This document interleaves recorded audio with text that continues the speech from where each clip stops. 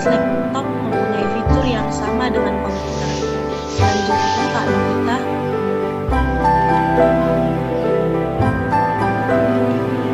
Dua, cardboard. Cardboard adalah sebuah perangkat keras atau drawer pada komputer yang berfungsi sebagai alat yang diinput data yang berupa angka, huruf, dan simbol. Selanjutnya dibacakan oleh Krisma.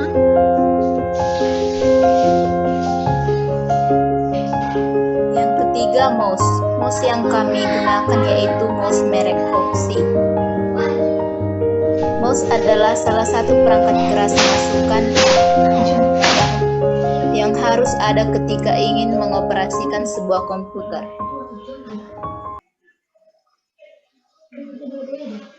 Selanjutnya,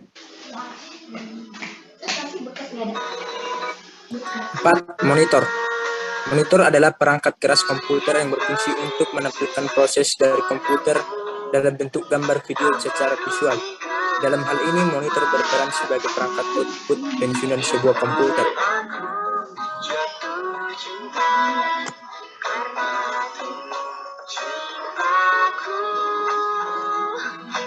Selanjutnya Bang Randy. 5. Handphone Oppo A1K. Handphone merupakan telekomunikasi elektronik dua arah yang bisa dibawa kemana-mana dan memiliki kemampuan untuk mengirimkan pesan berupa suara. Pengertian tersebut merupakan pengertian handphone secara umum. Dalam keseharian kini manusia hampir tidak bisa lepas dari handphone.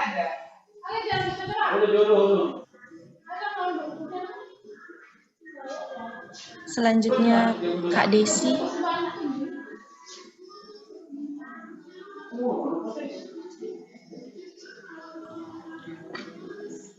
Selanjutnya Kak Desi. Selanjutnya yaitu perangkat lunak. Yang pertama, memori. Memori atau lebih tepat disebut memori fisik merupakan istilah generik yang menunjuk pada media penyimpanan data. Sementara pada komputer, setiap program dan data yang sedang diproses oleh prosesor akan disimpan di dalam memori fisik. Data yang disimpan dalam memori fisik bersifat sementara, karena data yang disimpan di dalamnya akan tersimpan selama komputer tersebut masih dialiri daya, atau dengan kata lain, komputer itu masih hidup.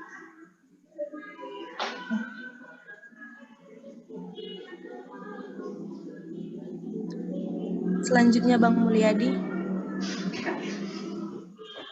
2. Dokumen kami simpan di Microsoft PowerPoint.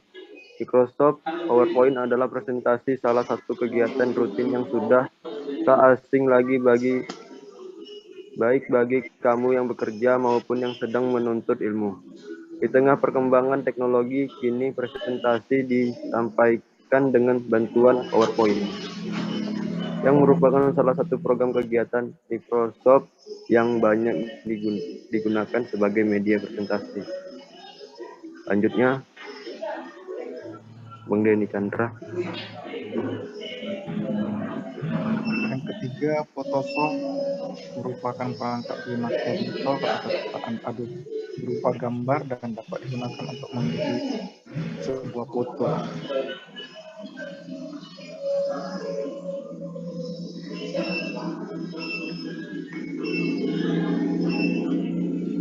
Dilanjutkan oleh Bang Manuel.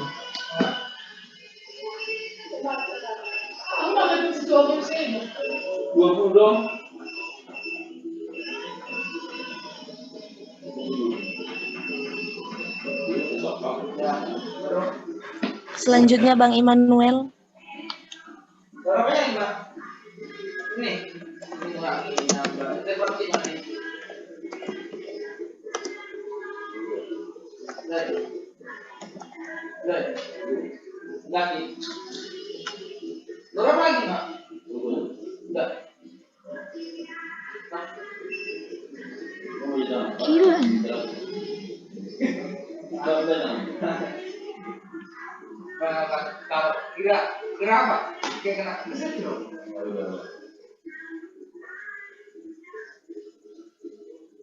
Selanjutnya,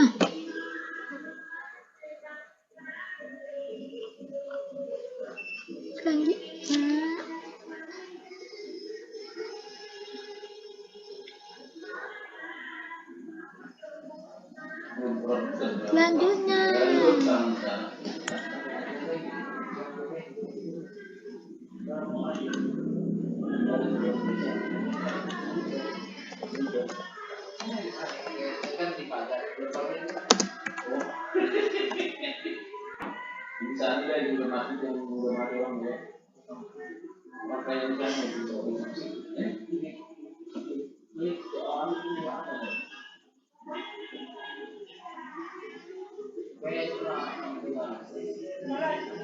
Tiga.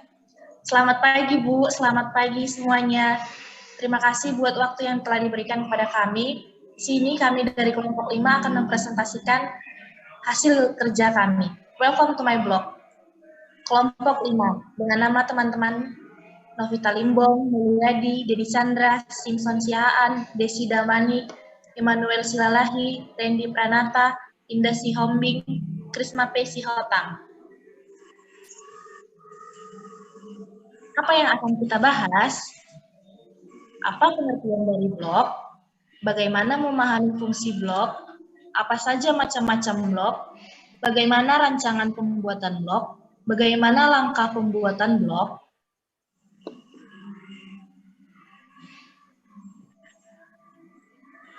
Satu, pengertian blog.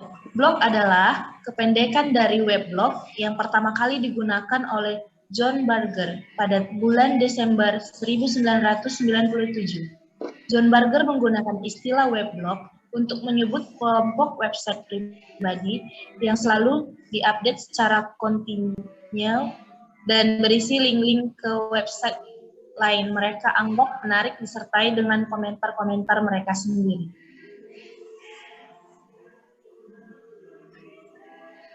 Weblog dapat diartikan sebagai kumpulan website pribadi yang memungkinkan para pembuatnya menampilkan berbagai jenis isi pada web dengan mudah seperti karya tulis, kumpulan link, internet, dokumen-dokumen, file-file Word, PDF, dan lain-lain.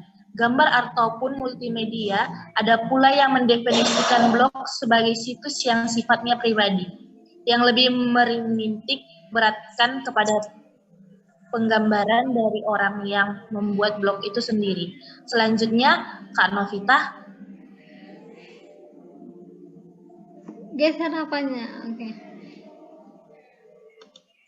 Oke, saya di sini akan membaca tentang blogger. Blogger adalah para pembuat blog, di mana melalui blog yang dibuat oleh blogger, kepribadian blogger menjadi lebih mudah dikenali berdasarkan topik, apa yang disukai, apa tanggapan terhadap link-link yang dipilih di dalamnya. Oleh karena itu, blog bersifat sangat personal. 2. Fungsi blog. Blog mempunyai fungsi yang sangat beragam, dari sebuah catatan harian sampai dengan media publikasi dalam sebuah kampanye politik, program-program media, dan koperasi. Kedua, sebagian blog dipelihara oleh seseorang penulis tunggal, sementara sebagian lainnya adalah beberapa penulis.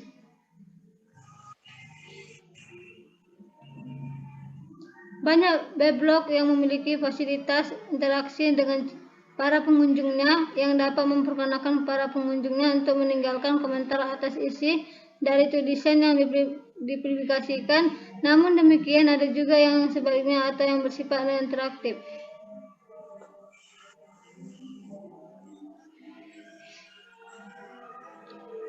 Selanjutnya dibacakan oleh Kak Desi. Fungsi blog secara garis besar. Yang pertama, blog sebagai media searah. Bentuk ini hanya memaparkan pengalaman hidup penulis atau satu nukilan. Semata-mata hanya suka-suka saja, kemudian menutup ruangan komen dari pembaca. Yang kedua, blog sebagai media dua arah.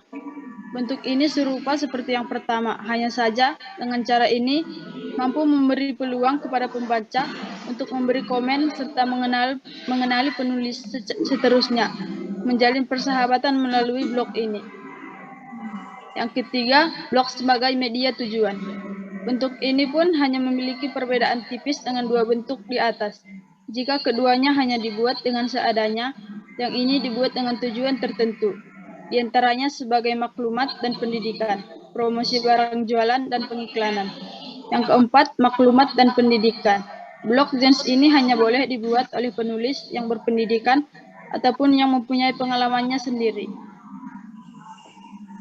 5. Promosi barang atau jualan. Blog jenis ini sekiranya kita tidak mampu membuatnya, kita boleh mengupah orang lain. Yang penting kita ada barang sendiri ataupun mengedarkan barang orang lain yang ingin kita pasarkan. Selanjutnya Bang Randy. 3. Macam-macam blog. Yang pertama, macam-macam blog secara umum. Yang B, macam-macam blog berdasarkan penulisannya.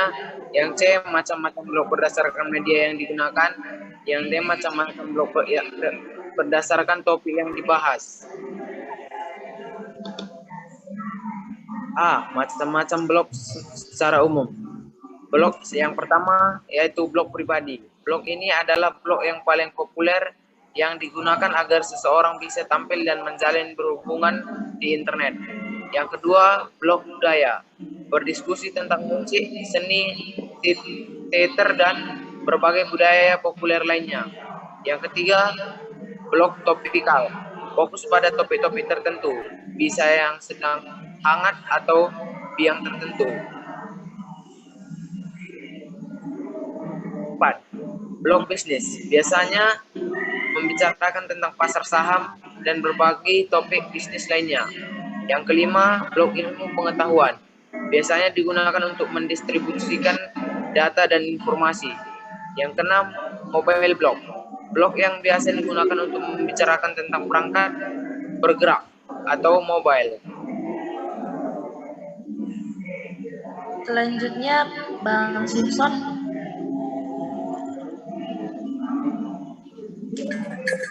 7. Blog kolaboratif. Blog jenis ini adalah untuk melakukan kerja bareng dengan orang lain. Setiap ide, perkembangan, masalah, dan berbagai hal yang berhubungan dengan kerja bareng ditulis di blog-blog kolaboratif. 8. Blog penjualan. Anda bisa menjual berbagai produk melalui blog-blog. Silahkan tawar-tawar produk Anda pada blog Anda sendiri, asal jangan blog orang lain. 9. Forum blog. Bisa digunakan menjadi forum di internet. Ini bisa menggantikan anggaran forum yang lama ini kita gunakan. Meskipun demikian, forum yang biasa memiliki fitur yang lebih baik daripada blog. 10. Directory blog. Ini adalah blog yang digunakan sebagai direktori blog-blog yang ada. 11. Blog dakwah. Blog yang membicarakan tentang Islam, baik itu tausiah, tafsir ayat atau hadis, cerita hikmah, peringatan, anjuran, dan lain sebagainya, yang pada intinya mengajak manusia kepada jalan yang lurus atau Islam. B. Macam-macam blog berdasarkan penulisannya. 1. Blog personal. Blog personal dikelola oleh perseorangan atau pribadi. Blog personal biasanya berisi hal-hal yang menarik perhatian si blogger dan kemudian dikomentari oleh si pembaca blog tersebut, yang biasanya juga orang-orang tersekat si blogger juga. Kak Prisma. 2. Blog corporate. Blog corporate dibuat berdasarkan tujuan bisnis. Biasanya dilakukan oleh perusahaan-perusahaan tertentu dengan tujuan membentuk brand, komunitas dengan pelanggan, atau kegiatan PR. C. Macam-macam blog berdasarkan media yang digunakan. Yang pertama, blog yang terdiri atas kumpulan video disebut vlog. Yang kedua, blog yang terdiri atas kumpulan link disebut linklog. Yang ketiga, blog yang terdiri atas kumpulan foto disebut fotolog. Yang keempat, blog yang terdiri atas kumpulan artikel dan menggunakan media campuran disebut tumblelog. D. Macam-macam blog berdasarkan topik yang dibahas. Yang pertama, blog politik. Kedua, blog ekonomi. Ketiga, blog fashion. Yang keempat, blog pendidikan, dan yang terakhir, blog spam. Selanjutnya Bang Bang Immanuel, maaf.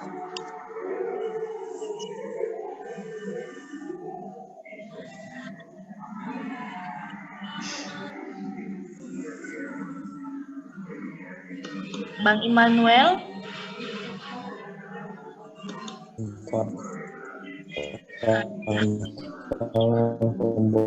Pembuatan blog. Yang pertama, rancangan pembuatan blog. Yang pertama harus divisit langkah-langkah tersebut antara lain pada mengklik edit pada header untuk mengisi rancangan yang akan dibuat blog. 2. Setelah diklik edit, maka akan muncul kolom seperti di bawah ini, lalu diisikan pada kolom tersebut.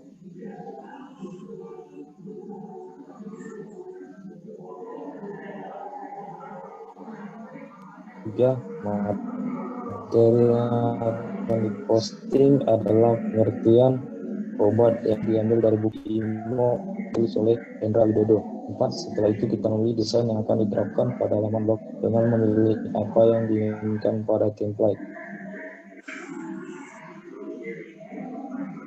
Catatan kaki entry pada blog yang dibuat seperti gambar yang di bawah, get date pada blog yang dibuat seperti gambar yang di bawah.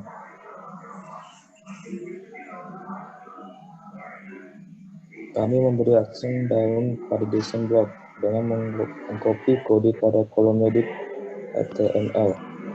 Nama, atribut, aktiva, dan parameter mudah blogspot.com. Selanjutnya Bang Denny. 5. Mengisi musik dengan mengcopy kode dari YouTube pada footer. Di sini kita bisa lihat dari gambar-gambarnya. Dan yang keenam, inilah blog yang telah kami buat rancangannya. Bisa dilihat pada alamat ini di http://infokesehatan1708.blogspot.co.id. Di sini juga terlihat tampilannya. Dan yang kelima, langkah pembuatan blog. 1. Syarat utama sebelum membuat blog di Blogger adalah harus memiliki alamat email yang masih aktif. 2. Mengunjungi alamat blogger.com. Dan yang ketiga, kemudian lihat di kanan bawah rubah bahasa menjadi bahasa Indonesia.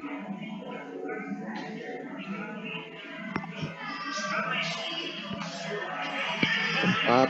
Masuk dan login menggunakan username, nama, pengguna, serta password email Anda. Akun email Anda bisa juga untuk login ke Blogger. Dan yang kelima, isilah formulir data Anda yang terlampir seperti nama tampilan, jenis kelamin, dan penerimaan persyaratan. Checklist sebagai tanda Anda setuju dengan peraturan yang telah ditetapkan oleh pihak Blogger. Sebaiknya baca terlebih dahulu persyaratan dan ketentuan yang diberikan pihak Blogger agar Anda mengerti. Selanjutnya dibaca oleh Bang Mulyadi. Baiklah. 6. Klik tanda panah bertuliskan lanjutkan, kemudian klik blok baru. 7. Lanjutnya, isi formulir data blog Anda pada form yang disediakan seperti judul, alamat, dan template.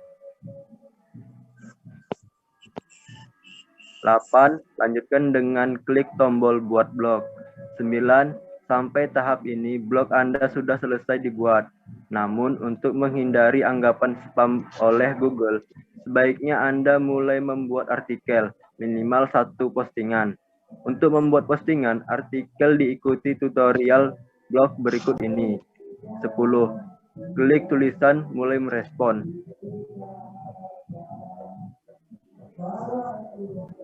11. Isi judul dan artikel yang ingin Anda postkan di blog. 12. Setelah tulisan Anda selesai, lalu klik pratinjau untuk melihat hasil sementara. Jika sudah selesai, maka klik publikasikan.